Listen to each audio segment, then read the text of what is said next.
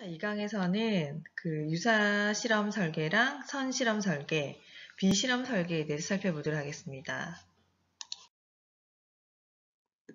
자, 첫 번째가 이제 유사 실험 설계입니다. 자, 앞에서 배우셨던 이제 실험 설계의 조건을 갖추지 못할 때 유사 실험 설계를 해서 실험을 진행하는데요.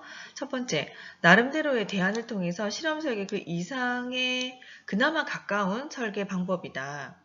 그 다음에 실험 설계의 기본 요건인 실험 집단과 통제 집단의 무작위 할당이 없거나 그렇게 할 수 없거나 우리가 이제 임의대로 이제 A 집단, 통제 집단으로 배정할 수 없을 때 또는 이제 엄격한 통제 집단을 활용하고자 할 때 독립 변수의 조작이나 사전 사후 검사 중 한 가지가 결여된 설계에서 우리는 이 유사 실험 설계를 사용합니다. 자, 여기서 내적 타당도에서는 실험 설계보다는 아무래도 떨어지게 되겠죠. 우리가 이제 마음대로 통제를 할 수 없기 때문에. 자, 그렇지만은 실험 설계가 현실적으로 인위적인 통제와 조작이 어렵다는 한계를 늘 우리는 사회과학이기 때문에 가지고 있습니다. 그렇기 때문에 실제 연구에서는 유사 실험 설계가 실험 설계보다 상당히 많을 수밖에 없습니다. 자, 나름대로 대안을 통해서 실험 설계 그 이상을 근접한 이 실험 설계의 방법으로 우리는 활동을 진행하셔야 되겠죠. 자, 이 유사 실험 설계의 다양한 방법 중에 첫 번째, 시계열 설계 방법입니다. 자, 그림 바로 보시면 5-5 시계열 설계는요, 반복 측정입니다. 그래서 한 집단밖에 없을 때 쭉, 그 5원에서부터 쭉 5, 10번째까지 계속 측정을 합니다. 중간에 한 번 정도 이제 개입이 쭉 일어나고요. 자, 단일 집단. 그러니까 통제 집단 우리가 만들 수 없을 때 임의대로 자, A라는 집단의 변화를 연속적인 시점에서 되풀이되는 자료 수집을 통해서 측정한다는 것이 가장 큰 특징입니다. 자, 그래서 이제 비교 집단을 설정할 곤란한 경우 한 집단을 선택해서 독립 변수의 조작이나 또는 독립 변수의 노출 전에 몇 번 이상 어느 정도 3번 이상은 관찰을 하고 그쵸? 검사를 하거나 관찰을 하고 독립 변수를 도입한 이후에 몇 번 이상 대부분 이제 보통 3번 이상 관찰이나 검사를 해서 전후의 점수 또는 경향을 비교하는 것. 자, 첫 번째에서부터 쭉 올라가다가 멈췄다가 올라가더라. 뭐 이러한 경향성을 보고자 할 때 우리는 시계열 설계 방법을 사용을 합니다. 자, 이 시계열 설계 방법의 장점은 뭐죠? 사회복지 실천 현장에서 우리가 관찰 또는 실험을 할 때, 검사를 할 때 좀 용이한 방법이 되겠죠. 통제 집단을 우리가 억지로 만들지 않으면서도 실험 집단의 효과를 낼 수 있는 장점이 있지만 단점은 외적 타당성에서 굉장히 많은 취약점이 있습니다. 왜? 검사를 너무 많이 하기 때문에, 그쵸? 빈번한 조사로 인한 이런 테스트나 또는 도구 효과가 상당히 나타날 수 있습니다. 그래서 이렇게 높아졌다 하더라도 이것은 실험의 효과가 아니라 검사를 여러 번 했었을 때 높아질 수 있는 효과라는 비판을 받을 수 있겠죠. 자, 두 번째 유사 실험 설계가 비동일 통제 집단 설계입니다. 자, 무작위로 할당돼서 엄격하게 통제 집단을 구성하지 않는 설계 방법인데요. 자, 위에 한번 보시면 임의적으로 할당을 한다는 거예요. 그래서 실험 집단 O1과 통제 집단 O3가 있었을 때 통제 집단의 선택이 무작위로 이루어지기 힘든 경우 예를 들자면 A반에서만 실험을 할 수밖에 없고 B반을 반드시 통제해야 될 경우 우리가 A랑 B가 동질한 집단이라는 걸 확보할 수 없을 때 힘든 경우 실험 집단과 비슷하다고 판단되는 이런 통제 집단 B를 인위적으로 선택하는 방법에서 사용하는 방법입니다. 자, 어쨌든 그렇게 해서 실험 집단에서는 개입이 이루어지고요. 사전 검사 반드시 하고 사후 검사를 한 다음에 두 집단 간을 비교할 수밖에 없겠죠. 자, 이때의 장점은 사회복지 실천 현장에서 그나마 사용할 수 용이한 방법인데 그리고 효과성 평가 연구에서 되게 이러한 방법으로 설계를 합니다. 우리가 이제 어쨌든 내가 아는 사람들을 또는 내가 통제가 가능한 또는 실험이 가능한 사람들을 실험 설계할 수밖에 없기 때문에 그렇지만은 단점은 실험 집단과 통제 집단의 동질성이 과연 보장됐는지를 알 수 없습니다. 보장이 안 된 경우에서도 그냥 실험을 할 수밖에 없다. 두 집단 간의 교류를 통제하지 못해서 실험 집단의 결과가 통제 집단으로 어느 정도 모방되거나 확산되는 효과를 통제하지 못합니다. 예를 들자면은 한 학교에 A반, B반 있을 경우에는 아무래도 실험하는 상황 외에 A반 아이들과 B반 아이들이 섞여서 또는 모방이나 이렇게 효과가 확산되는 경우를 통제하지 못한다라는 단점을 들 수 있겠죠. 자, 세 번째는 선실험 설계입니다. 이 선실험 설계는요, 비실험 설계, 이후에 배우게 될 비실험 설계와 마찬가지로 내적 타당성 조건을 갖출 수 없거나 못하거나 있다 해도 좀 미비하게, 미비하다. 그래서, 이렇게 어쨌든 이제 선실험 단계를 거쳐올 수밖에 없다라는 단계. 그 중에 하나의 방법이 1회 사례 연구인데요. 자, 이거는 이제 단일 집단에 대해서 실험을 하거나 또는 프로그램 효과를 보는 거, 이런 그러니까 실험 설계 계획을 실시하고 사후의 종속 변수를 검사하는 선실험 설계 방법입니다. 자, 1회 사례 연구. 단일 집단밖에 없고요. 개입을 하는데 사전에 검사를 할 수 없어요. 그래서 시간이 흐른 다음에 사후 검사에 한 번의 테스트를 볼 수밖에 없는 상황.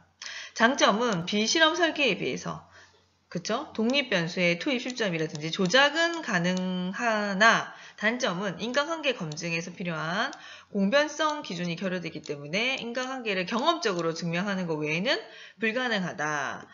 과연 이전에 사전에 어떤 상태인지 모르기 때문에 사후 것만 가지고는 명확하게 이 프로그램 또는 이 실험이 효과가 있다라고 단정하기 어렵다라는 단점이 있습니다. 두 번째 선실험 설계 방법으로 단일 집단을 사전 사후 검사를 통해서 설계하는 방법입니다. 자, 이것은 앞에서 배우셨던 1회 사례 연구에 비해서는 좀 더 발달된 방법인데요. 적어도 사후 검사 결과에 대한 경험적인 비교의 기준은 사전 검사에서 이루어지기 때문입니다. 자, 앞에서 단일 집단은 마찬가지 하나의 집단을 합니다. 통제 집단 없어요.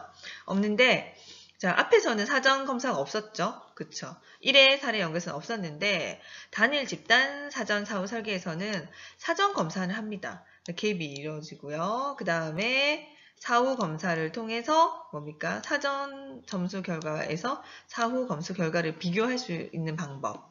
장점은 최소한의 내적 타당도, 사회복지 실천 현장에서 프로그램 효과성을 연구하기 위한 가장 일반적인 방법이 되는데 단점은 외부 설명에 대한 통제를 경험적으로 또는 통제할 수 없기 때문에 엄격한 내적 타당성을 갖출 수는 없는 방법이 되겠습니다. 자, 그 다음에 이제 정태적인 실험 집단 비교인데요. 이때는 이제 통제는 아니지만 비교 집단은 있는 방법입니다. 그치만은 앞에와 다르게 사전 검사는 없는 방법. 자, 무작위가 아닌 방법을 선정된 실험 집단과 통제 집단에 대해서 실험 집단에만 실험적인 처치를 해서 양 집단 사후 검사를 통해서 그 검사 결과를 비교하는 방법입니다. 이 집단 간의 비교. 장점은 엄격한 비교를 통한 결론의 도출이 어렵긴 하지만 현실적으로 쉽게 사용할 수 있다는 장점이 있습니다. 자, 그런데 단점은 무작위나 또는 균형화 절차가 없기 때문에 당연히 이 방법 또한 내적 타당성이 약할 수밖에 없고요. 실험 집단과 통제 집단의 동등화가 불가능하다는 단점이 있습니다.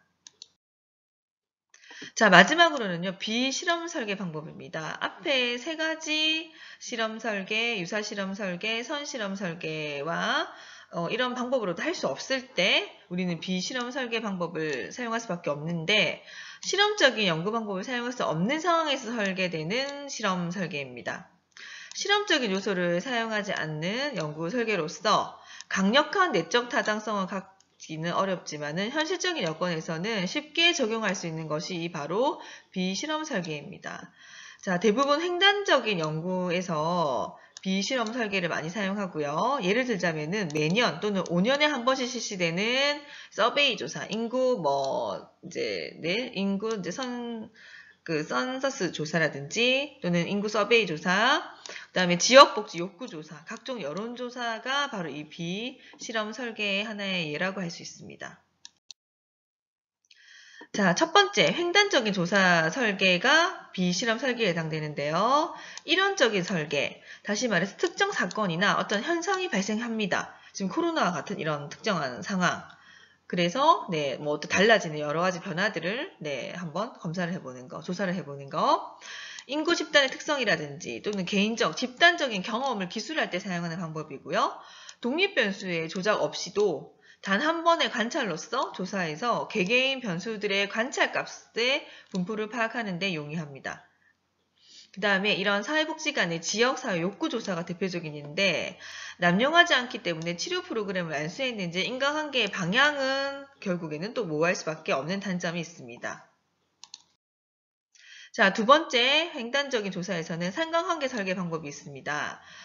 독립 변수로 간주될 수 있는 하나의 변수와 A, 종속 변수로 간주될 수 있는 하나의 변수, B의 속성을 분류하거나 교차시켜서 통계적인 방법의 상관계수를 구해서 이 A가 높아졌더니 B의 변수가 높아졌다라고 해서 이제 예측, 추정하는 방법이 되겠습니다. 그 다음에 세 번째로는요, 비실험적인 요인 설계인데요. 두 가지 이상의 독립 변수와 하나의 동속 변수 간의 관계, 그 다음에 독립 변수 간의 이런 상호 관계를 분석하는 교차 분석을 통해서 확인하는 통계적인 방법입니다. 자, 두 번째 비실험 설계는요, 종단적인 조사 설계인데요.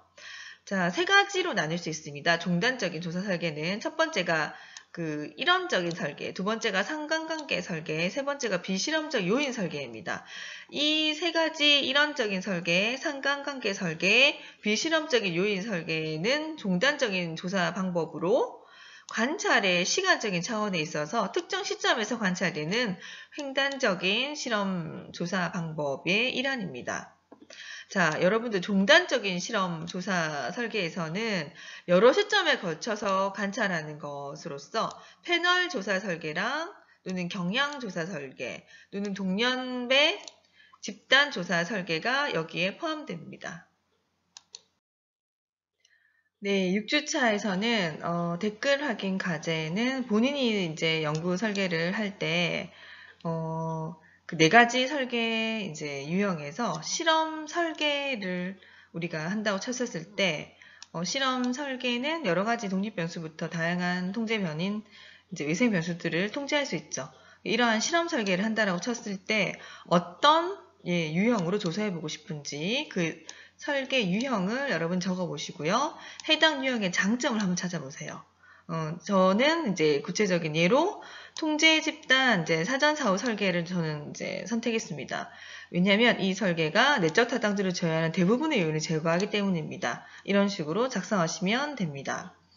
네, 그 다음 이제 우리 줌 실시간 수업 때는요. 실제로 이제 지금까지 쭉 배우셨던 1주차에서 6주차 관련 이론을 중간고사를 대비해서 객관식 퀴즈 문제를 풀어보는 시간을 가질 겁니다. 자, 문제는 줌 시간 영상을 통해서 제가 설명을 할 거고요. 카페에 해당되는 객관식 문제가 게시될 예정입니다. 그 대신에 이제 답안은 그 줌 실시간 수업 시간 안에 각 문제별로 저의 개인 카톡으로 개별적으로 보내주시기 바랍니다. 네, 수고 많으셨습니다.